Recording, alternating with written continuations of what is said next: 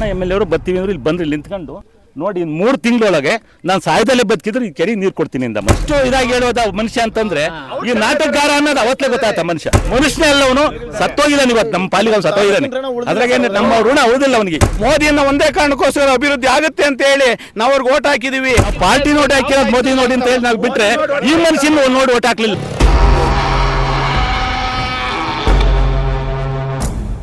10 ವರ್ಷದಿಂದ ಇದೇ ನಾಟಕ ಆಡ್ತಾರೆ ಇವರಿಬ್ರು 2 ಸರಿ ಗೆದ್ದವ್ರೆ ಸುರೇಶ್ ಬಾಬು ಅವರು ಡ್ರಾಮಾ ಇವರು ನೀರಾವರಿ ಸಚಿವ ಇದ್ರೆ ಇವರು ಡ್ರಾಮಾ ಯಾರು ಈ ಕೆರೆ ನೀರ್ ತರಕ್ ಇಷ್ಟ ಇಲ್ಲ ಟ್ಯಾಂಕರ್ ನೀರು ಹೊಡೆದು ಅಡಿಕೆ ಗಿಡ ಉಳಿಸ್ತಾ ಇದೀವಿ ನಾವು ನಮ್ಮ ಕಷ್ಟ ಯಾರಿಗೂ ಹೇಳಂಗಿಲ್ಲ ಅದ ನಾವು ರೈತರು ಹೋರಾಟ ಮಾಡ್ತಾ ಇದೀವಿ ನಾವು ನೀರ್ ತಂದೇ ತತ್ತೀವಿ ಮೋಸ ಮಾಡಿದ ಸೋಮಣ್ಣನಿಗೆ 3 ತಿಂಗಳಲ್ಲಿ ನೀರ್ ತತ್ತಿ ಅಂತ ಹೇಳಿ ಮೋಸ ಮಾಡಿದ ಸೋಮಣ್ಣನಿಗೆ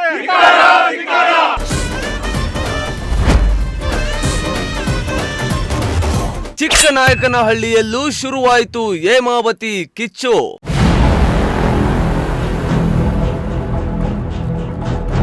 ನವಿಲೆ ಕೆರೆಗೆ ಏಮೆ ತರಲು ಶಾಸಕರು ಸಂಸದರು ವಿಫಲ, ರೊಚ್ಚಿಗೆದ್ದ ರೈತರು. ನಾವು ಓಟ್ ಹಾಕಿದ್ರೆ ಅವ್ರು MLA ಆಗೋದು, ನಾವು ಓಟ್ ಹಾಕಿಲ್ಲ ಅಂದ್ರೆ MLA ಆಗಕ್ಕೆ ಚಾನ್ಸೇ ಇಲ್ಲ. ನಾವು ಓಟ್ ಹಾಕಿದ್ಮೇಲೆ ಅವ್ರು ಕೆಲಸ ಮಾಡ್ಕೊಡ್ಬೇಕು ತಾನೆ. ಈ ಕೆರೆಗೆ ನಾನು ಒಂದು 100 ಸರಿ ಕೇಳಿದೀನಿ ಸುರೇಶ್ ಬಾಬು ಅವ್ರಿಗೆ, 100 ಸರಿ ಕೇಳಿದೀನಿ ಮಾಧುಸ್ವಾಮಿ ಅವರಿಗೆ. ಕೆರೆಯಲ್ಲಿ ಹಣೆ ಬರನೇ ಇಷ್ಟು ಇಲ್ಲ, ಅವ್ರು ಗೆಲ್ತಾರೆ ಇಲ್ಲ ಇವ್ರು ಗೆಲ್ತಾರೆ. ಇವ್ರು ಗೆದ್ದಾಗ ಅವ್ರು ಡ್ರಾ ಮಾಡ್ತಾರೆ, ಅವ್ರು ಗೆದ್ದಾಗ ಇವ್ರು ಡ್ರಾ ಮಾಡ್ತಾರೆ. ಇವ್ರಿಬ್ರು ಡ್ರಾಮ್ದರೆ.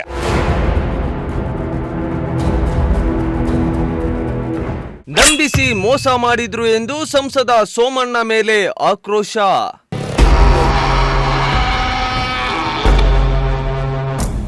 ಹೌದು, ಅದ್ಯಾಕೋ ಗೊತ್ತಿಲ್ಲ, ಹೇಮಾವತಿ ನದಿ ನೀರಿಗೂ ತುಮಕೂರಿಗೂ ಮೊದಲಿನಿಂದಲೂ ಒಂದಲ್ಲ ಒಂದು ಸಮಸ್ಯೆ ಎದುರಾಗುತ್ತಲೇ ಇದೆ. ಹೇಮೆಯನ್ನ ತುಮಕೂರು ಜಿಲ್ಲೆಗೆ ಹರಿಸಲು ಜಿಲ್ಲೆಯ ಅದೆಷ್ಟೋ ನಾಯಕರು ಮನೆ ಮಠ ಬಿಟ್ಟು ಹಗಲಿರುಳು ಹೋರಾಟ ನಡೆಸಿದ್ದಾರೆ. ಕೆಲವೇ ತಿಂಗಳ ಹಿಂದಷ್ಟೇ ಗುಬ್ಬಿಯ ಸಂಕಾಪುರದಿಂದ ಮಾಗಡಿ ರಾಮನಗರಕ್ಕೆ ಕೊಂಡೊಯ್ಯುವ ಹೇಮಾವತಿ ಲಿಂಕ್ ಕೆನಾಲ್ ಎಕ್ಸ್ಪ್ರೆಸ್ ಯೋಜನೆ ವಿರುದ್ಧ ಸಾವಿರಾರು ರೈತರು ಕಾಮಗಾರಿ ಜಾಗದಲ್ಲೇ ಬೃಹತ್ ಹೋರಾಟ ನಡೆಸಿದ್ರು. ಈ ಕಿಚ್ಚೆ ಇನ್ನೂ ಜಿಲ್ಲೆಯಲ್ಲಿ ತಣ್ಣಗಾಗಿಲ್ಲ. ಅಷ್ಟರಲ್ಲೇ ಈಗ ಚಿಕ್ಕನಾಯಕನಹಳ್ಳಿ ತಾಲೂಕಿನಲ್ಲಿ ಶುರುವಾಗಿ ಬಿಟ್ಟಿದೆ.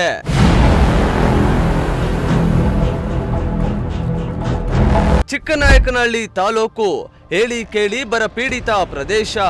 ಇಂತಹ ಬರಡು ಭೂಮಿಗೆ ಅತ್ಯವಶ್ಯಕವಾಗಿ ಬೇಕಾಗಿರೋದು ನೀರಿನ ಸೌಲಭ್ಯ. ಯಾಕಂದ್ರೆ ಇಲ್ಲಿನ ರೈತರು ಅವಲಂಬಿತವಾಗಿರುವುದು ತೆಂಗು, ಅಡಕೆಗೆ.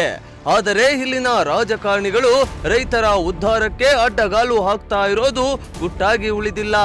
ರೈತರ ಬೆಳವಣಿಗೆ ಸಹಿಸದ ರಾಜಕಾರಣಿಗಳಿಗೆ ರೈತರ ಹಿತಾಸಕ್ತಿ ಅಷ್ಟಕ್ಕಷ್ಟೇ ಎಂಬ ಆಕ್ರೋಶ ಇದೆ. ಅಷ್ಟಕ್ಕೂ ನಾವು ಇದನ್ನೆಲ್ಲ ಹೇಳ್ತಾ ಇರೋದರ ಹಿಂದೆ ಒಂದು ಕೆರೆಯ ಕರುಣಾಜನಕ ಕತೆ ಇದೆ. ಅದನ್ನ ಹೇಳ್ತೀವಿ ನೋಡಿ.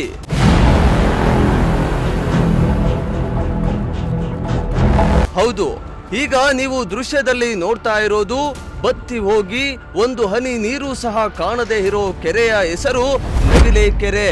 ಈ ಕೆರೆ ಚಿಕ್ಕನಾಯಕನಹಳ್ಳಿ ಪಟ್ಟಣದಿಂದ ಸುಮಾರು 5 ಕಿಲೋಮೀಟರ್ ದೂರದಲ್ಲಿದೆ. ಸುಮಾರು 25 ಹಳ್ಳಿ ರೈತರ ಜೀವನಾಡಿಯಾಗಿರುವ ಈ ಕೆರೆ ನೀರನ್ನೇ ನೋಡಿ ಬಹಳ ವರ್ಷಗಳೇ ಕಳೆದಿವೆ. ಈ ಕೆರೆಗೆ 2014ನೇ ಇಸ್ವಿಯಲ್ಲಿ ಹೇಮಾವತಿ ನೀರನ್ನ ಕಿಬ್ಬನಹಳ್ಳಿ ಕ್ರಾಸ್ನ ಆಸುಪಾಸಿನಲ್ಲಿರುವ ಮೇನ್ ಕೆನಾಲ್ನಿಂದನೇ ಹಂಚಿಕೆ ಮಾಡಲಾಗಿತ್ತು. ಅವತ್ತು ಶುರುವಾಗಿರುವ ಈ ಕಾಮಗಾರಿ ದುರಾದೃಷ್ಟದಿಂದ ಇದುವರೆಗೂ ಕೂಡ ಮುಗ್ದಿಲ್ಲ. ಇದು ಚಿಕ್ಕನಾಯಕನಹಳ್ಳಿ ರೈತರ ಹಣೆಬರಹವೋ ರಾಜಕಾರಣಿಗಳ ಹಿತಾಸಕ್ತಿ ಕೊರತೆಯೋ ಒಂದು ತಿಳಿಯದಾಗಿದೆ. ಈ ನವಿಲೆ ಕೆರೆಗೆ ನೀರು ಕೊಡ್ಲೇಬೇಕು ಅಂತಕ್ಕಂಥ ಇಚ್ಛಾಶಕ್ತಿಯಿಂದ ಏನ್ ಮಾಡಿದ್ರು, ಅಗಸರಹಳ್ಳಿ ಹತ್ರ ಒಂದು ಬೈಪಾಸ್ ಕೆನಾಲ್ ಅನ್ನ ಮಾಡಿ ದೆಬ್ಬೆಘಟ್ಟದ ಕೆರೆಗೆ ಬಿಟ್ಟು, ದೆಬ್ಬೆಘಟ್ಟದ ಕೆರೆಯಿಂದ ಮೇಲ್ನಳ್ಳಿ ಕೆರೆಗೆ ಬಿಟ್ಟು, ಮೇಲ್ನಳ್ಳಿ ಕೆರೆಯಿಂದ ನವಿಲೆ ಕೆರೆಯಿಂದ ಅಣೆಕಟ್ಟೆ ಕೆರೆ ಮುಖಾಂತರ ಅಂಗಸಂದ್ರ ಅಣೆಗೆ ನೀರು ಹೋಗುತ್ತೆ. ಇದು ಒಂದು ಬೈಪಾಸ್ ಕೆನಾಲ್ ಮಾಡಬೇಕು ಅಂತ ಹೇಳಿ ಒಂದು ಕಾಮಗಾರಿನ ಕೈಗೆತ್ತಿಕೊಂಡು ಅದಕ್ಕೆ ಫೈನಾನ್ಷಿಯಲ್ ಕನ್ಕರೆನ್ಸ್ ಸಹ ಪಡ್ಕೊಂಡ್ರು ಸಹ ಇವತ್ತಿನವರೆಗೂ ಹಣ ಬಿಡುಗಡೆ ಆಗಿಲ್ಲ. ಅದು ಮತ್ತೆ ಅಕ್ವಿಷನ್ ಪ್ರೊಸೀಡಿಂಗ್ಸ್ ಆಗಿಲ್ಲ. ಈ ಬಗ್ಗೆ ಇಲ್ಲಿವರೆಗೂ ಯಾವುದೇ ರಾಜಕಾರಣಿಗಳು ಆ ಪ್ರಯತ್ನನ ಮಾಡಿಲ್ಲ. ನವಲೆ ಕೆರೆಯಿಂದ ಸುಮಾರು ಒಂದು 25 ಹಳ್ಳಿ ಅವಲಂಬಿತರಾಗಿದ್ದಾರೆ. ನವಲೆ ಕೆರೆಯಲ್ಲಿ ನೀರು ಬಂತು ಅಂದ್ರೆ ಎಲ್ಲರಿಗೂ ಬೋರಿಂದು ಪ್ರಾಬ್ಲಮ್ಮೇ ಇರಲ್ಲ. ಜೀವನಾಡಿ ಆಗಿರುತ್ತೆ. ಕಸ್ಬಾ ಹೋಬಳಿಗೆ ಕುಡಿಯೋ ನೀರಿಗೆ ಆಗ್ಲಿ, ಸುತ್ತಮುತ್ತ ಹಳ್ಳಿ ಜನಕ್ಕೆ ಆಗ್ಲಿ, ಎಲ್ಲದಕ್ಕೂ ಆಗ್ತಾ ಐತೆ. ನಮ್ಮ ರಾಜಕಾರಣ ಹಿತಾಸಕ್ತಿ ಕಡಿಮೆಯಿಂದಾಗಿ ಆ ಕೆಲಸ ಆಗ್ತಾ ಇಲ್ಲ. ಅದಾಗ್ಬಿಟ್ರೆ ನಮ್ಗೆ ಇನ್ನೇನು ಕೇಳಲ್ಲ ನಾವು ರಾಜಕಾರಣದಲ್ಲಿ. ಅವರು ಇಬ್ರು ಅವಧಿನಲ್ಲಿ 15 ವರ್ಷ ಅವಧಿನಲ್ಲಿ ಇಬ್ರು ಶಾಸಕರು ಯಾವುದೇ ರೀತಿ ರೈತರ ಬಗ್ಗೆ ಕಾಳಜಿ ಇಲ್ಲ ಅಂತ ನಾನು ನೇರವಾಗಿ ಹೇಳ್ತೀನಿ. ಈ ವಿಚಾರನ ನೀರಾವರಿ ಒಂದು ಒತ್ತು ಕೊಡ್ರಿ, ನಮ್ಮ ತಾಲೂಕಿಗೆ ಸಾಕು, ನೀವೇನ್ ಮಾಡೋದು ಬೇಡ. ನೀರಾವರಿ ಒತ್ತು ಕೊಟ್ಟರೆ ಶೈಕ್ಷಣಿಕವಾಗಿ, ಸಾಮಾಜಿಕವಾಗಿ, ಆರ್ಥಿಕವಾಗಿ ಸಬಲೀಕರಣರಾಗ್ತಾರೆ. ಅದು ಅವ್ರಿಗೆ ನೋಡೋದು ಇಷ್ಟ ಇಲ್ವೋ ಏನೋ ಗೊತ್ತಿಲ್ಲ. ಅದು ದಯಮಾಡಿ ಈ ನೀರಾವರಿ ವಿಚಾರಕ್ಕೆ ಒತ್ತು ಕೊಡಿ, ಹೆಚ್ಚಿನದಾಗಿ ಒತ್ತು ಕೊಡಿ.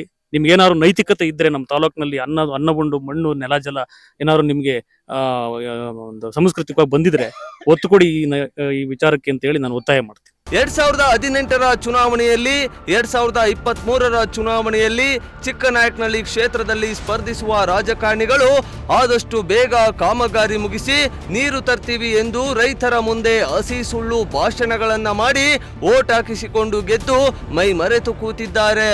ಇದಲ್ಲದೆ 2024ರ ಲೋಕಸಭಾ ಚುನಾವಣೆಯಲ್ಲಿ ಅಭಿವೃದ್ಧಿಯ ಸುನಾಮಿಯನ್ನೇ ತರ್ತೀನಿ ಎಂದು ಮೋದಿ ಹೆಸರಿನಲ್ಲಿ ಗೆದ್ದಂತಹ ವಿ ಸೋಮಣ್ಣ ಅವರು ಇದೇ ಕೆರೆ ಏರಿಯ ಮೇಲೆ ನಿಂತು ಕೇಂದ್ರದಿಂದ ನಾನೇ ಅನುದಾನ ತಂದು ಕಾಮಗಾರಿ ಮುಗಿಸ್ತೇನೆ ಎಂದು ಹೇಳಿ ಹೋದವರು ಇಲ್ಲಿವರೆಗೂ ತುಟಿಕ್ ಪಿಟಿಕ್ ಅಂತ ಇಲ್ಲ ಎಂದು ರೈತರು ತೀವ್ರ ಆಕ್ರೋಶವರ ಆಗ್ತಾ ಇದ್ದಾರೆ. ಸರ್ 1,000 ಅಡಿ ಕೊರೆಸಿದೀವಿ ಬೋರ್ ನಾವು. 1,000 ನೋಡಿ 1,000 ಅಡಿಗೆ ಹೋಗಿದೀವಿ. ಈಗ 10 ವರ್ಷದಿಂದ ಇದೇ ನಾಟಕ ಆಡ್ತಾರೆ ಇವರಿಬ್ರು. 10 ವರ್ಷ 2 ಸರಿ ಗೆದ್ದವ್ರೆ ಸುರೇಶ್ ಬಾಬು, ಅವರು ಡ್ರಾಮಾ. ಇವರು ನೀರಾವರಿ ಸಚಿವ ಇದ್ರೆ ಇವರು ಡ್ರಾಮಾ. ಯಾರು ಈ ಕೆರೆ ನೀರ್ ತರಕ್ ಇಷ್ಟ ಇಲ್ಲ. 1,000 ಅಡಿ 1,200 ಅಡಿ ಬೋರ್ ಕೊರ್ಸಿದೀವಿ. ಟ್ಯಾಂಕರ್ ನೀರು ಹೊಡೆದು ಅಡಿಕೆ ಗಿಡ ಉಳಿಸ್ತಾ ಇದೀವಿ ನಾವು. ನಮ್ಮ ಕಷ್ಟ ಯಾರಿಗೂ ಹೇಳಂಗಿಲ್ಲ ಅದ. ಇವಾಗ ಎಲ್ಲ ಈಗ 3 ವರ್ಷದಲ್ಲಿ ಒಂದ್ಸರಿ ನೀರ್ ಬಂದಿತ್ತು, ಈಗ ಸದ್ಯಕ್ಕೆ ಬೋರ್ ಹೊಡ್ತಾ ಇದ್ದೇವೆ. ಈ ವರ್ಷ ಈ ಮಳೆಗಾಲ ಆಯ್ತಾ ಅಲ್ಲೇ ಡ್ರಾಪ್ ಹೊಡಿತಾವ ಬೋರ್ಗಳು. ಮತ್ತೆ ರೈತರು 2 ಲಕ್ಷ 3 ಲಕ್ಷ ಕೊಟ್ಟು 4 ಲಕ್ಷ ಕೊಟ್ಟು ಬೋರ್ ಕೊರೆಸ್ಬೇಕು. ಇವ್ರಿಗೆ ಕೇಳಿದ್ರೆ ಯಾರೋ ಒಬ್ಬ ಕೇಳಿದ್ರೆ ಇನ್ನು 10 ಜನ ಮಾತಾಡಲ್ಲ ರೈತರುಗಳು. ಈಗ ನಮ್ಮ MLA ಅಂತ ಅವ್ರು ಹಿಂದೆ ಹೋಗ್ಬಿಡ್ತಾರೆ. ನಮ್ಮ MLA ಆದ್ರೆ ನಾವು ಓಟ್ ಆದ್ರೆ ನಮ್ಗೆ ಏನ್ ಹಾಕ್ಬೇಕು ಹೇಳ್ರಿ? ನಾವು ಹೇಳಿ ಕೆಲಸ ಮಾಡ್ಕೊಡ್ಬೇಕು. ನಾವು ಓಟ್ ಹಾಕಿದ್ರೆ ಅವ್ರು MLA ಆಗೋದು. ನಾವು ಓಟ್ ಹಾಕಿಲ್ಲ ಅಂದ್ರೆ ಅವ್ರು MLA ಆಗಕ್ಕೆ ಚಾನ್ಸೇ ಇಲ್ಲ. ನಾವು ಓಟ್ ಹಾಕಿದ್ಮೇಲೆ ಅವ್ರು ಕೆಲಸ ಮಾಡ್ಕೊಡ್ಬೇಕು ತಾನೆ. ಈ ಕೆರೆಗೆ ನಾನು 100 ಸರಿ ಕೇಳಿದೀನಿ ಸುರೇಶ್ ಬಾಬು ಅವ್ರಿಗೆ, 100 ಸರಿ ಕೇಳಿದೀನಿ ಮಾಧುಸ್ವಾಮಿ ಅವ್ರಿಗೆ. ಯಾರು ಗಮನಕ್ಕೆ ಹಾಕ್ಯಣಲ್ಲ. ನಾನು ವಿರೋಧ ಮಾಡ್ಕೊಂತಾರ ಅವರು. ಯಾಕೆ ನೇರ ಕೇಳ್ತೀನಿ. ನಾನು ಈಗ ನಿಮ್ ಟಿವಿಗೆ ಹೆಂಗೆ ಹೇಳ್ತಾ ಇದೀನಿ ಆಗ ನೇರ ಕೇಳ್ತೀನಿ. ನಮ್ ರೈತರುಗಳು ಕೇಳ್ಬೇಕು ಎಲ್ಲರೂ. ಯಾಕೆ ಕೇಳಲ್ಲ? ಕೇಳಕ್ ಆಗಲ್ಲ ಅವ್ರಿಗೆ. ಯಾಕೆಂತ ಕೇಳಿದ್ರೆ ಎಲ್ಲಿ ನಮಗೆ ಬೇಜಾರ ಮಾಡ್ತಾರೋ ಅಂತ. ಯಾಕೆ ಕೇಳಕ್ ಆಗಲ್ಲ? ನಾವು ಓಟ್ ಹಾಕಿದ್ರೆ ಅವ್ರು MLA ಆಗೋದು. ನಾವು ಓಟ್ ಹಾಕಿಲ್ಲ ಅಂದ್ರೆ MLA ಆಗ್ತಾರ ಅವರು. ನಮ್ಮ ಓಟಿಂದ ಅವ್ರು MLA ಆಗೋದು. ಚಿಕ್ಕನಹಳ್ಳಿ ಹಣೆ ಬರನೇ ಇಷ್ಟು ಇಲ್ಲ. ಅವ್ರು ಗೆಲ್ತಾರೆ, ಇಲ್ಲಿ ಇವ್ರು ಗೆಲ್ತಾರೆ. ಇವ್ರು ಗೆದ್ದಾಗ ಅವ್ರು ಡ್ರಾ ಮಾಡ್ತಾರೆ, ಅವ್ರು ಗೆದ್ದಾಗ ಇವ್ರು ಡ್ರಾ ಮಾಡ್ತಾರೆ. ಇವ್ರಿಬ್ರು ಡ್ರಾಮ್ದಾರೆ. ಯಾವ್ದೇ ಕಾರಣಕ್ಕೂ ಇವ್ರು ಇರ್ತಾರಲ್ಲ ಅಂತ ನಮ್ಗೆ ಗ್ಯಾರಂಟಿ ಐತೆ. ನಾವು ರೈತರು ಹೋರಾಟ ಮಾಡ್ತಾ ಇದೀವಿ. ನಾವು ಕಮಿಟಿ ಕಟ್ಟಿದೀವಿ. ನಾವು ನೀರ್ ತಂದೇ ತತ್ತೀವಿ. ಇವ್ರಿಬ್ರು ಕೆಲಸ ಮಾಡೋದ್ ಬೇಡ. ಇನ್ನೂ ಒಬ್ಬ ಗೆಲ್ಲಿ ಅವನು ನೀರ್ ತರಲ್ಲ. ನಾವು ರೈತರ ಸಂಘ ಮಾಡಿದೀವಿ. ನಾವು ನೀರ್ ತತ್ತೀವಿ. ಇವರು ಓಡಾಡ್ತಾ ಇದಾರೆ, ನಾವು ಅವ್ರ ಜೊತೆ ಓಡಾಡ್ತಾ ಇದೀವಿ. ನಾವು ನೀರ್ ತತ್ತೀವಿ. ಯಾವ್ದೇ ಕಾರಣಕ್ಕೂ ಯಾವುದೇ ರಾಜಕೀಯ ಇದ್ರೆ ನಮಗೆ ಬೇಡ. ನಾವು ನೀರ್ ತರೋದು ನಮಗೆ ಗ್ಯಾರಂಟಿ ಐತೆ. ನಾವು ರೈತರು ನೀರ್ ತತ್ತೀವಿ. ಒಟ್ಟಾರೆ ನವಿಲೆ ಕೆರೆಗೆ ಹೇಮಾವತಿ ನೀರು ಹರಿದರಷ್ಟೇ ರೈತರಿಗೆ ನಿಟ್ಟುಸಿರು ಬಿಟ್ಟಂತಾಗುತ್ತದೆ. ಈಗಾಗಲೇ ಈ ಭಾಗದ ರೈತರು ಸುಮಾರು 1,000ದಿಂದ 1,500 ಅಡಿವರೆಗೂ ಬೋರ್ವೆಲ್ ಕೊರೆಸಿ ಕೈಯಲ್ಲಿರೋ ಹಣ ಕಳೆದುಕೊಳ್ತಾ ಇದ್ದಾರೆ. ಸಾಲ ಸೂಲ ಮಾಡಿ ತೆಂಗು ಅಡಕೆ ಬೆಳೆಗಳನ್ನ ರಕ್ಷಣೆ ಮಾಡ್ತಾ ಇದ್ದಾರೆ. ವೀಕ್ಷಕರೇ, ಚಿಕ್ಕನಾಯಕನಹಳ್ಳಿ ತಾಲೂಕು ಏಳಿಕೇಳಿ ಬರಪೀಡಿತ ತಾಲೂಕು ಅಂತ ಹೆಸರುವಾಸಿಯಾಗಿರುವಂತ ಕ್ಷೇತ್ರ. ಈ ಕ್ಷೇತ್ರಕ್ಕೆ ನೀರಾವರಿ ಎನ್ನುವಂಥದ್ದು ಅಷ್ಟೇ ಅತ್ಯಮೂಲ್ಯವಾಗಿ ರೈತರಿಗೆ ಬೇಕಾಗಿರುವಂತದ್ದು. ಆದ್ರೆ ಇಲ್ಲಿನ ರಾಜಕಾರಣಿಗಳ ಹಿತಾಸಕ್ತಿ ಎಷ್ಟರ ಮಟ್ಟಿಗೆ ಇಲ್ಲಿ ಒಂದು ಬೆಲೆ ಇದೆ ಅನ್ನುವಂಥದ್ದು ಗೊತ್ತಾಗ್ತಾ ಇದೆ. ಯಾಕೆಂದ್ರೆ 2011ರಲ್ಲೇ ನವಿಲೆ ಕೆರೆಗೆ ನೀರ್ ಬರ್ಬೇಕಾಗಿತ್ತು, ಹೇಮಾವತಿ ನೀರು. ಆದ್ರೆ ಇದುವರೆಗೂ ಕೂಡ ಒಂದು ಯಾವುದೇ ರೀತಿಯಾಗೂ ಕೂಡ ರಾಜಕಾರಣಿಗಳಾಗ್ಲಿ ಇಲ್ಲಿ ಗೆದ್ದಂತ ಏನು ಜನನಾಯಕರಾಗ್ಲಿ ಇದಕ್ಕೆ ತಲೆ ಕೆಡಿಸ್ಕೊಳ್ತಾ ಇಲ್ಲ ಅನ್ನುವಂಥದ್ದು. ಕೆರೆ ನಿಜಕ್ಕೂ ಕೂಡ ಅದು ಒಂದು ಅತ್ಯಂತ ದೊಡ್ಡ ಕೆರೆ ಚಿಕ್ಕನಾಯಕನಹಳ್ಳಿಯಲ್ಲಿ. ಆದ್ರೆ ಈ ಕೆರೆ ನೋಡಿದ್ರೆ ನೀವು ಎಲ್ಲೂ ಕೂಡ ಒಂದನಿ ನೀರನ್ನು ಕೂಡ ನೋಡಿಲ್ದಂತ ಕೆರೆ ಇದು. ಈ ಕೆರೆ ತುಂಬೋದು ಬಹಳ ಕಷ್ಟವಾಗಿದೆ ಮಳೆ ನೀರಿಂದ. ಆದ್ರೆ ಹೇಮಾವತಿ ನೀರು ಅಲೋಕೇಟ್ ಆಗಿದ್ರು ಸಹಿತವಾಗಿ ಇಲ್ಲಿಗೆ ನೀರ್ ತರೋದ್ರಲ್ಲಿ ಇಲ್ಲಿನ ಶಾಸಕರಾಗ್ಲಿ ಗೆದ್ದಂತಹ ಮಂತ್ರಿಗಳಾಗ್ಲಿ ಯಾರೂ ಕೂಡ ತಲೆ ಕೆಡಿಸ್ಕೊಂಡಿಲ್ಲ. ಅಧಿಕಾರಿಗಳು ಕೂಡ ತಲೆ ಕೆಡಿಸ್ಕೊಂಡಿಲ್ಲ. ಜಿಲ್ಲಾ ಮಂತ್ರಿಗಳು ಕೂಡ ಇದಕ್ಕೆ, ಹಾಗೆ ಕೇಂದ್ರ ಸಚಿವರಾಗಿರುವಂತ ವಿ ಸೋಮಣ್ಣ ಅವರು ಕೆರೆಗೆ ನೀರ್ ತರ್ತೀನಿ ಅಂತ ಆಶ್ವಾಸನೆ ಕೊಟ್ಟು ಗೆದ್ದು 1 ವರ್ಷ ಆದ್ರೂ ಸಹಿತವಾಗಿ ಇನ್ನೂ ಕೂಡ ಈ ಕೆರೆಗೆ ಒಂದು ಏನು ಕಾಮಗಾರಿ ಆಗ್ತಾ ಇದೆ, ಅರ್ಧಂಬರ್ಧ ಕಾಮಗಾರಿ ಆಗಿ ಇಲ್ಲಿನ ರೈತರುಗಳು ಪಡಬಾರ್ದು ಕಷ್ಟಪಡ್ತಿದ್ರು ಕೂಡ ಸೋಮಣ್ಣ ಆಗ್ಲಿ, ಇಲ್ಲಿನ ಏನು JDS ಶಾಸಕಾಂಗ ನಾಯಕರಾಗಿರುವಂತ ಸುರೇಶ್ ಬಾಬು ಆಗ್ಲಿ, ಮಾಜಿ ಸಚಿವ JC ಮಾಧುಸ್ವಾಮಿ ಆಗ್ಲಿ ಯಾರೂ ಹಿತಾಸಕ್ತಿ ತೋರಿಸದೆ ರೈತರಿಗೆ ಒಂದು ರೀತಿಯಾಗಿ ಮರಣ ಶಾಸನ ಬರೆಯೋದಕ್ಕೆ ಮುಂದಾಗಿದ್ದಾರೆ ಅಂತಾನೆ ಹೇಳ್ಬೋದು. ಯಾಕೆಂದ್ರೆ ಇಲ್ಲಿನ ಸುತ್ತಮುತ್ತ ರೈತರುಗಳು ಬಹಳಷ್ಟು ತೆಂಗು ಮತ್ತೆ ಅಡಕೆಗಳನ್ನ ಅವಲಂಬಿತರಾಗಿದ್ದಾರೆ. ಅವೆಲ್ಲವೂ ಕೂಡ ಒಣಗಿ ಇವತ್ತು ಬೆಳೆ ನಷ್ಟ ಪರಿಸ್ಥಿತಿಗೆ ಬಂದಿರುವಂತದ್ದು. ಆದ್ರೂ ಸಹಿತವಾಗಿ ನೀವು ಗಮನಿಸ್ತಾ ಇರ್ಬೋದು, ರೈತರುಗಳು ಕೂಡ ಆಕ್ರಂದನವನ್ನು ಕೂಡ ಆಕ್ರೋಶವನ್ನು ಕೂಡ ತೋರಿಸ್ತಾ ಇದ್ದಾರೆ. ಇಲ್ಲಿನ ರಾಜಕಾರಣಿಗಳು ಯಾರೂ ನಮಗೆ ಹೆಲ್ಪ್ ಮಾಡ್ತಾ ಇಲ್ಲ, ನಮ್ಮ ಕಷ್ಟವನ್ನ ಯಾರೂ ಕೂಡ ಕೇಳ್ತಾ ಇಲ್ಲ. ಅರ್ಧಂಬರ್ಧ ಕಾಮಗಾರಿಯನ್ನ ಮಾಡಿದ್ದಾರೆ. ಇನ್ನೂ ಕೂಡ ನವಲೆಕೆರೆ ಇದೇ ರೀತಿಯಾಗಿ ಬತ್ತಿ ಹೋಗ್ಬೇಕಾ, ಈ ರೀತಿಯಾಗಿ ನವಲೆಕೆರೆ ನರಳಿ ಹೋಗ್ಬೇಕಾ ಅನ್ನುವಂಥದ್ದು. ಕೆರೆಯ ನೀರನ್ನ ನೋಡಿ ನವಲೆಕೆರೆ ಬಹಳಷ್ಟು ವರ್ಷಗಳಾಗಿದೆ, ಇನ್ನೂ ಕೂಡ ಕೆರೆಗೆ ನೀರ್ ಬರ್ದೇ ಇರುವಂತದ್ದು ವಿಪರ್ಯಾಸ ಆಗಿದೆ. ಇಲ್ಲಿನ ಜಾವತಿ ಕೆರೆಗೆ ನೀರ್ ತರೋದ್ರಲ್ಲಿ ಸಂಘಟನೆ ಮಾಡ್ಕೊಂಡು ಹೋರಾಟ ಮಾಡ್ತಾ ಇದ್ದೀರಾ, ಇದೆಷ್ಟು ಮಟ್ಟಿಗೆ ನಿಮ್ಗೆ ವರ್ಕೌಟ್ ಆಗುತ್ತೆ ಮತ್ತೆ ಏನ್ ಎಚ್ಚರಿಕೆ ಕೊಡ್ತೀರಾ ಶಾಸಕರಿಗೆ? ಸರ್ ಹೇಳ್ತೀನಿ, ಇದು ಖಂಡಿತವಾಗೂ ಇದು ಹೇಳಲೇಬೇಕು. ಇನ್ನು ನಮ್ಮ ತಾಲೂಕಿನ ಜನ ನಾವು ಕಂಪೇರ್ ಮಾಡ್ಬೇಕು. ಅಕ್ಕಪಕ್ಕ ತುರುವೇಕೆರೆ ಆಗಿರ್ಬೋದು, ತಿಪ್ಟೂರ್ ಆಗಿರ್ಬೋದು, ಇಲ್ಲಿ ಜನ ಅಲ್ಲಿ ಜನಕ್ಕೂ ವ್ಯತ್ಯಾಸ ಏನಿದೆ, ಆ ವ್ಯತ್ಯಾಸ ಕಾರಣಗಳೇನು ಸರ್? ಇದು ಈ ಕೆನಾಲ್ ಸ್ಟಾರ್ಟ್ ಆಗಿ 16 ರಿಂದ 17 ವರ್ಷ ಆಗಿದೆ, ಸಂಪೂರ್ಣವಾಗಿ ಇನ್ನು ಮುಗಿಯೋ ಹಂತಕ್ಕೆ ಬಂದಿಲ್ಲ. 60% ಕೆಲಸ ಆಗಿದೆ, ಇನ್ನು 40% ಕೆಲಸ ಆಗ್ಬೇಕಾಗಿದೆ. ಇನ್ನು ಅದ್ ಯಾವ ಸ್ಥಿತಿಯಲ್ಲಿ ಇದೆ ಅಂತಂದ್ರೆ ಅಧಿಕಾರಿಗಳು ಮೂವ್ ಮಾಡ್ತಾ ಇಲ್ಲ. ಅದಕ್ಕಿಂತ ಹೆಚ್ಚಿನದಾಗಿ ಜನಪ್ರತಿನಿಧಿಗಳಿಗೆ ಇದೆಲ್ಲ ಇಚ್ಛಾಶಕ್ತಿನೇ ಇಲ್ಲ ಸರ್. ಇಲ್ಲಿ ಯಾರೊಬ್ರು ಯಾರು ಗೆಲ್ತಾರೋ ಅಲ್ಲಿ ಮುಗೀತು. ಈ ಸೋತವ್ರಿಗೆ ವಿರೋಧ ಪಕ್ಷದಲ್ಲಿ ನಿಂತ್ಕೊಂಡು ಇಲ್ಲಿ ಸಾಮಾನ್ಯ ಜನರಿಗೆ ನ್ಯಾಯ ಕೊಡಿಸ್ಬೇಕು ಅನ್ನೋ ಅರಿವೇ ಇಲ್ಲ. ಅರಿವಿಗೆ ಗೊತ್ತಿದ್ರು ಅವ್ರಿಗೆ ಬೇಕಾಗಿಲ್ಲ. ರೈತರು ಬದುಕದೇ ಬೇಕಾಗಿಲ್ಲ, ರೈತರು ಬದುಕಿ ಇಚ್ಛಾಶಕ್ತಿನ ಬದುಕದೇ ಬೇಕಾಗಿಲ್ಲ ಸರ್ ಇವ್ರಿಗೆ. ಇನ್ನು ನಾವು ಕಂಪೇರ್ ಮಾಡೋದಾದ್ರೆ ಸರ್, ನಮ್ಮ ತಾಲೂಕಲ್ಲಿ ನೋಡಿ ಡ್ರಾಟ್ ಏರಿಯಾ ಯಾವ ತರ ಇದೆ ಅಂತಂದ್ರೆ, ತಿಪ್ಟೂರ್ ಆಗಿರ್ಬೋದು, ತುರುವೇಕೆರೆ ಆಗಿರ್ಬೋದು, ನೀವು ಲೆಕ್ಕ ತಗೊಳ್ಬೇಕಾದ್ರೆ ನೀವು ಫ್ಯಾಕ್ಟ್ ಚೆಕ್ ಮಾಡಿ. ನಮ್ಮ ತಾಲೂಕಿಂದ 60-70 ಸಾವಿರ ಲೀಟರ್ ಒಂದು ರೈತ ಒಬ್ಬ ಬದುಕು ಕಟ್ಕೋಬೇಕು ಅಂತಂದ್ರೆ ಅವ್ನು ಹೈನುಗಾರಿಕೆ ಅಂತಾನೋ ಕೃಷಿನ ಮಾಡಿ ಬದುಕು ಕಟ್ಕೋಬೇಕು. ನಮ್ಮ ತಾಲೂಕಲ್ಲಿ 60 ರಿಂದ 70 ಸಾವಿರ ಲೀಟರ್ ಕಲೆಕ್ಷನ್ ಆಗುತ್ತೆ ಸರ್ ಪ್ರತಿ ಒಂದು ಮನೆ. ನೀವು ನೋಡಿ ಫ್ಯಾಕ್ಟ್ ಚೆಕ್ ಮಾಡಿ ಬೇಕಾರೆ.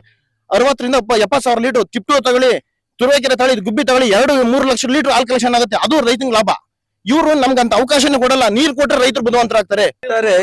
ಈಗ ಮುಂದಿನ ಹೋರಾಟ ಹೇಮಾವತಿ ಇದೆಲ್ಲ ನೋಡ್ತಾ ಇದ್ದೀರಾ, ಈ ಹೋರಾಟವನ್ನ ಗಮನಿಸ್ತಾ ಇದ್ದೀರಾ, ಆದ್ರೆ ಯಾರು ತಲೆ ಕೆಡಿಸ್ಕೊತಾ ಇಲ್ಲ. ಮತ್ತೆ ಈಗ ನೀರ್ ಯಾವಾಗ ಬರುತ್ತೆ, ನೀರ್ ಬರ್ಲಿಲ್ಲ ಅಂದ್ರೆ ನಿಮ್ ಹೋರಾಟ ಯಾವಾಗ ಅಂತ ಏನ್ ಹೇಳ್ತಾರೆ ಶಾಸಕರು? ನಿಮ್ ಮನವಿಗೆ ಏನ್ ಹೇಳಿದ್ದಾರೆ?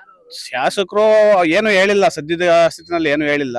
ಆದ್ರೆ ನಮ್ಮ ಹೋರಾಟ ಅಂತೂ ಬಿಡಲ್ಲ. ಯಾಕೆ ನಿನ್ನ 2 ತಿಂಗಳು ಕಳೆದ ಸಾಕಷ್ಟು ಜನ ವಿಷ ಕುಡಿಯುವಂತ ಪರಿಸ್ಥಿತಿ ಇವತ್ತ ನಿರ್ಮಾಣ ಆಗುತ್ತೆ. ಮಳೆ ಇಲ್ದಲೇ ಇದ್ರಿ ಯಾವುದೇ ಬೋರ್ ಓಡ್ತಾ ಇಲ್ಲ. ಈಗ 3 ವರ್ಷದಿಂದ ಮಳೆ ನಡೆದ್ರಿಂದ ಬೋರ್ ಓಡ್ತಾ ಇದಾವೆ. ಸುಭಿಕ್ಷವಾಗಿ 10 ಜನ ನಿಂತಿದೀವಿ. ಇನ್ನ 10 ಜನನು ಕೂಡೋದ್ ಕಷ್ಟ ಆಗುತ್ತೆ. ಇನ್ನೇನಾದ್ರು ಯಾರು ಎಣ ಬಿದ್ದಾಗ ಮಾತ್ರ ಜನ ಬಂದ್ ನಿಂತ್ಕೊಂತಾರೆ, ಬಿಟ್ರೆ ಅಂತವರೆಗೂ ಯಾರು ಬರಲ್ಲ.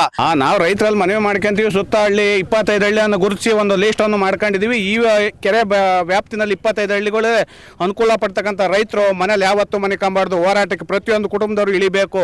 ಈ ಹೋರಾಟವನ್ನ ಪೂರ್ತಿ ಸದೃಢಗೊಳಿಸಿ ಈ ಕೆರೆಗೆ ನೀರು ತಂದ್ರೆ ನಿಮ್ಮ ಮಕ್ಕಳು, ನಿಮ್ಮ ಮರಿ ಮಕ್ಕಳು ನೀವು ಓದ್ಸಕ್ ಸಾಧ್ಯ ಆಗುತ್ತೆ, ಒಂದು ಎಜುಕೇಶನ್ ಕೊಡಕ್ ಸಾಧ್ಯ ಆಗುತ್ತೆ, ಒಂದು ಉದ್ಯೋಗ ಕೊಡಕ್ ಸಾಧ್ಯ ಆಗುತ್ತೆ. ಇದನ್ನ ಈ ಟಿವಿ ನೋಡಿದಂತ ರೈತರು ಮನೆಗಳ ಕುತ್ಕೊಂಡು ಚಿಂತೆ ಬಿಟ್ಬಿಟ್ಟು ಹೋರಾಟದ ಯಾವ ಕ್ಷಣದಲ್ಲಿ ಎಲ್ಲಿ ಹೋರಾಟ ನಡೀತಾ ಇದೆ ಅಂದ್ರೆ ಅದಕ್ಕೆ ಸದಾಕಾಲ ಧುಮುಕಕ್ಕೆ ರೆಡಿ ಇರಬೇಕು ಅಂತ ಹೇಳಿ ನಾವು ಇಷ್ಟು ಜನ ಇವತ್ತು ಹೋರಾಟ ಕಟ್ಟಿದ್ರಿಂದ ಇಲ್ಲಿ ಬಂದು ಸೇರಿದೀವಿ. ಇಲ್ಲಿ ಬಂದು ಸೇರಿದ್ರಿಂದ ಈ ಟಿವಿ ಅವರು ಇಲ್ಲಿ ನಮಗೆ ಗುರುತಿಸಿ ಇಲ್ಲಿ ಬಂದು ನಮ್ಮ ಕಷ್ಟ ಕೇಳ್ತಾ ಇದ್ದಾರೆ. ಈ ಪ್ರಜಾ ಟಿವಿನಲ್ಲಿ ಎಲ್ಲರೂ ನೋಡಿಬಿಟ್ಟು ಈಗಾದ್ರೂ ಹೋರಾಟಕ್ಕೆ ಬನ್ನಿ. ಇಲ್ಲ ಇನ್ನು 2 ತಿಂಗಳು ಕಳೆದ್ರೆ ನೀವು 3 ಲಕ್ಷವನ್ನ ಸಾಲ ಮಾಡಿ 3%, 5% ಸಾಲಗಾರರಾಗಿ ನೀವು ಇಲ್ಲಿ ಬೀದಿ ಬಂದು ನಿಂತ್ಕೊಬೇಕಾಗತ್ತೆ. ಅಂತ ಸ್ಥಿತಿ ತಂದ್ಕೊಂಬೇಡ್ರಿ. ಹೋರಾಟಕ್ಕೆ ನೀವು ಇನ್ವಾಲ್ವ್ ಆದ್ರೆ ದೊಡ್ಡ ಶಕ್ತಿ ಬಂದ್ರೆ ಈ ಕೆರೆ ನೀರು ತುಂಬುತ್ತೆ ಅನ್ನೋದು ಗಮನದಲ್ಲಿ ಇಟ್ಕೊಂಡು ಹೋರಾಟ ಮಾಡ್ಬೇಕು ಅಂತ ಈ ಸ್ಥಳೀಯ ಜನರಲ್ಲಿ ಕೇಳ್ಕೊಂತೀವಿ. ಸೋಮಣ್ಣವ್ರು ಏನ್ ಹೇಳಿದ್ರು ಸಹ, ಈ ಸಂಘ ನಾವೊಂದು ಸಂಘ ಕಟ್ಟಿವು. ಸಂಘ ಕಟ್ಟಿದ ಮೇಲೆ ಹೋದ ವರ್ಷ ಸಹ ಇಲ್ಲಿ ಅಣೆಕಟ್ಟೆ ಕೆರೆಗೂ ನೀರು ಬರಲ್ಲ.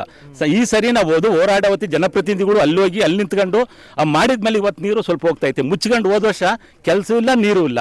ಸೋಮಣ್ಣ MLA ಅವರು ಬರ್ತೀವಿ ಅಂದ್ರೆ ಇಲ್ಲಿ ಬಂದ್ರೆ ಇಲ್ಲಿ ನಿಂತ್ಕೊಂಡು ನೋಡಿ 3 ತಿಂಗಳೊಳಗೆ ನಾನು ಸಾಯದಲ್ಲೇ ಬದುಕಿದ್ರೆ ಈ ಕೆರೆಗೆ ನೀರು ಕೊಡ್ತೀನಿ ಅಂದ ಮನುಷ್ಯ. ನಾವು ಖುಷಿ ಆದವು ಬಿಡು. ನಾವು ಓಟ್ ಹಾಕಿದ್ಕು ಮನುಷ್ಯನ ಬಿಜೆಪಿಗೆ ಸಾರ್ಥಕವಾತು. ನಾವು ಅವ್ರು ಸಾಯಲ್ಲ ಬರೀ ಇದೇ ನಾಟಕ ಆಡ್ಕೊಂಡು ಎಷ್ಟು ಇದಾಗಿ ಹೇಳೋದ ಮನುಷ್ಯ ಅಂತಂದ್ರೆ ಈ ನಾಟಕಗಾರ ಅನ್ನೋದು ಅವತ್ತೇ ಗೊತ್ತಾಯ್ತ ಮನುಷ್ಯ. ನಾಟಕಗಾರ ಶುದ್ಧ. ನಾವೀಗ ಒಂದು ಸಂಘ ಕಟ್ಟಿದ ಮೇಲೆ ಒಂಚೂರು ಅವ್ರಿಗೆ ಎಲ್ಲರಿಗೂ ಗೊತ್ತಾಗ್ತಾ ಇದ್ಬಿಟ್ರೆ ಅವ್ರಿಗೆ ಲೀಡ್ ಕೊಟ್ಟು ಅಷ್ಟಿಷ್ಟೆಲ್ಲ ಬಿಡ್ರಿ. ಅವ್ರು ಆದ್ರೆ ನಮ್ಮನ್ನೇ ಗುರ್ಸಿಲ್ಲ. ಅವರು ನಮ್ ಓಟ್ ಹಾಕಿರೋ ಬೇರೆ ಅಂತ ನಮ್ಮ ಮನುಷ್ಯ. ನಾವು ಪಾರ್ಟಿ ನೋಡಿ ಹಾಕಿರೋದು ಮೋದಿ ನೋಡಿ ಅಂತ ಹೇಳಿ ನಾವು ಬಿಟ್ರೆ ಈ ಮನುಷ್ಯನ ನೋಡಿ ಓಟ್ ಹಾಕ್ಲಿಲ್ಲ. ಆದ್ರೂ ಅವನು ಮನುಷ್ಯನೇ ಅಲ್ಲ, ಅವನು ಸತ್ತೋಗಿದ್ದಾನೆ. ಇವತ್ತು ನಮ್ಮ ಪಾಲಿಗೆ ಅವ್ನು ಸತ್ತೋಗಿದ್ದಾನೆ. ಅದ್ರಾಗ ನಮ್ಮ ಋಣ ಹೌದಿಲ್ಲ ಅವನಿಗೆ. ಆ ಮನುಷ್ಯನ ತಾಲೂಕಲ್ಲಿ ಅತಿ ಹೆಚ್ಚು ಮತ ಕೊಟ್ಟು ಸೋಮಣ್ಣ ಅವ್ರನ್ನ ಆಯ್ಕೆ ಮಾಡ್ಕೊಂಡಿದ್ವು.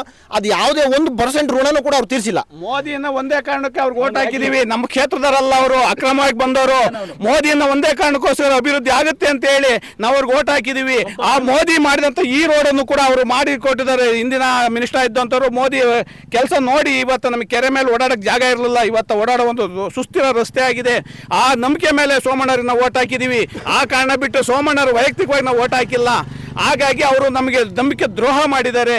ಈ ರಸ್ತೆ ಅಂತ ನೋಡ್ಕೊಂಡು ಮೋದಿ ಅಂತ ಅಭಿವೃದ್ಧಿ ರಸ್ತೆ ನೋಡ್ಕೊಂಡು ನಾವು ಓಟ್ ಹಾಕಿದ್ದು, ಅದಕ್ಕೆ ಪ್ರತಿಫಲವಾಗಿ ಈ ಕೆರೆಗೆ ನೀರು ಬರಬೇಕು ಅಂತ ನಾವು ಕೇಳ್ಕೊಂತೀವಿ. ಒಟ್ಟಾರೆ ಇಲ್ಲಿ ಚಿಕ್ಕನಾಯಕನಹಳ್ಳಿ ವಿಧಾನಸಭಾ ಕ್ಷೇತ್ರದಲ್ಲಿ ವಿರೋಧ ಪಕ್ಷ ಸತ್ತೋಗಿದೆ, ಹಾಗೆ ಆಡಳಿತ ಪಕ್ಷಕ್ಕೆ ಹಿತಾಸಕ್ತಿ ಇಲ್ಲ ಅನ್ನುವಂಥದ್ದು ಗೊತ್ತಾಗ್ತಾ ಇದೆ. ಸುರೇಶ್ ಬಾಬು ಅವ್ರಿಗೆ ಯಾರು ವಿರೋಧ ಮಾಡುವಂತ ನಾಯಕ ಇಲ್ದಿರುವಂತ ಕಾರಣದಾಗಿ ನೋಡಿ ಈಗ JC ಮಾಧುಸ್ವಾಮಿ ಅವರು ಕೂಡ ಕೆಲವೇ ಮತಗಳಲ್ಲಿ ಸೋತಿರುವಂತದ್ದು.